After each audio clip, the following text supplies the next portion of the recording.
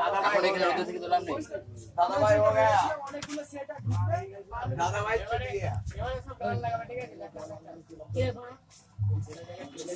sir दादा भाई चिल्ले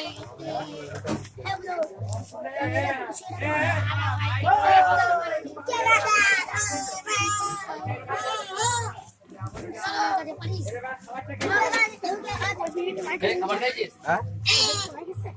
हाँ